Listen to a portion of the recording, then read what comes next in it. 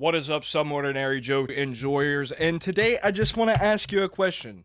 Does anybody else miss video game expansions, or is that just me? I can remember when I was probably around 10 or 11 years old, I walked into GameStop and I saw a copy of Red Dead Redemption Undead Nightmare just sitting there on the shelf. Now, I had played the original game and enjoyed it thoroughly, actually put like hundreds, maybe even thousands of hours into that game, explored every corner of it, and I had no idea that Red Dead Redemption Undead Nightmare was a thing. So when I saw this, like, mini DLC expansion type thing just sitting there, and it was a cowboy game that I loved, plus zombies, bro, count me in. I was sold immediately as soon as I saw it. It was just, who wouldn't want that? It's literally the only cowboy game with zombies that I can think of. It used to be when you bought a marginally successful video game that you could almost guarantee that it was going to get some type of expansion, either as a last hoorah for the game series, or like kind of like a mini sequel to tide fans over until the next iteration in that series. But it seems like expansions don't really work like that, and that they're slowly dying out. But before we get into why, we should probably talk about what is an expansion, because there might be somebody in the audience that doesn't even know what the fuck I'm talking about. A video game expansion isn't entirely different from a DLC. Actually, DLC could be considered game expansions, especially now in the modern era, just because of the way distribution methods work. But an expansion is taking the base game and then adding new mechanics, new storylines, new locations, just a whole heap of added gameplay onto a base game. I mean, yeah, it's basically like a DLC nowadays, but back then it was called expansions because really DLCs weren't a thing. So for stuff like Skyrim, it would be like Dragonborn and Dawnguard. Those are expansions. They're not sequels per se, but they are expansions to the base game. Or in my case, one of my favorite expansions ever is Red Dead Redemption Undead Nightmare. It's just literally the cream of the crop when it comes to expansions. First, you made the best cowboy game ever, and then you made arguably one of the best zombie games ever. Like, whoa. Rockstar really cooked with Red Dead Redemption Undead Nightmare, and they didn't even make a second.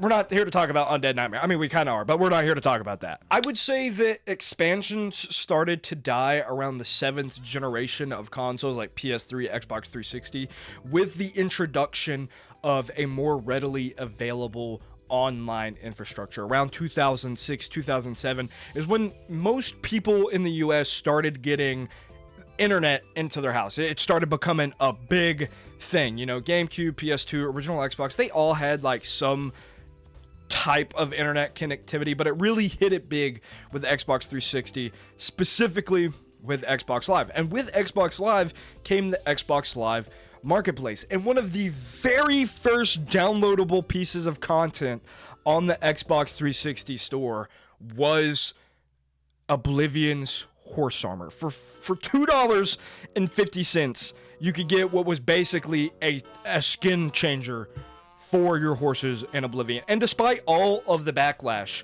against this blatantly predatory piece of content, it actually sold millions. Now, is that because it was good? Probably not. It was probably more because it was one of the first available things that you could buy. But because it sold millions, it showed developers that, like, hey, we don't actually have to spend hours upon hours, maybe even years, on this expansion while also working on a video game to provide more content and more monetary gain for our company, for our game. All we have to do is create a game, look at some part of the game that we can cut off arbitrarily, and then we can sell it off back to the player post-launch. And that's exactly what Horse Armor was. It was taking a piece of Oblivion, arbitrarily cutting it off, and selling it back to you for $2.50. And to this day, still one of the craziest fucking things that I think Bethesda has ever done, and they've released Skyrim like 32-7 times. Did I really just say 32-7? So what I would say the difference between a DLC / microtransaction and an expansion is meaningful content, gameplay, hours of it, tacked on extra for a base game. So, you know, you buy the base game, it's the full game complete. And then post-launch, if you really like the game, you can buy an expansion to expand that experience. A DLC or a microtransaction is just like a fucking skin or something, or like one extra quest, something that could have been included in an update for free, or something that should have just been in the original game, but they wanted post-launch content to get more money from you. And once Todd Howard sold millions of horse armor, the door was open. The floodgates started coming through. We started seeing like season passes for Call of Duty, you know, like all those map packs that should have been in the game originally, all those skins that should have been in the game originally. I mean, one of the Black Ops 2 multiplayer skins was the Pack-a-Punch camo from Zombies. I don't know why that couldn't just be in the game. Todd Howard really screwed over the industry with the horse armor, and I will, as much as I love his video games, I will literally never forgive him. Basically, Todd Howard caused live service slop. Todd Howard is the reason that Fortnite is Battle Pass is a thing. Fortnite Battle, that he's the reason that happened. Why does this even matter? Why do I care so much about these video game expansions? Well, the answer is simple. Video game expansions respected the player's time and money. When you bought a game, you knew you were getting the full experience, and if you liked that game enough, you could then go on and buy a new complete experience.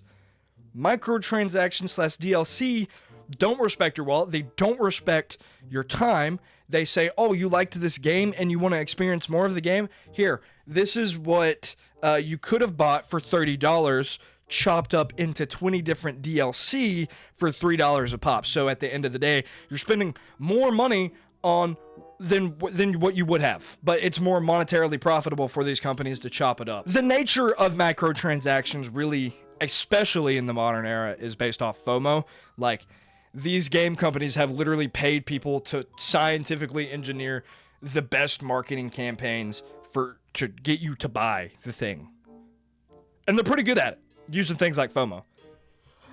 I mean, that's why Fortnite Battle Pass is so good. You want this skin? It's only going to be here for one season. Buy it now. I'm going to leave you with this. Would you rather have one meaty expansion for, say, $30 or 10 Call of Duty skins for $3 a piece? I know my answer. I'll see you guys later. Peace.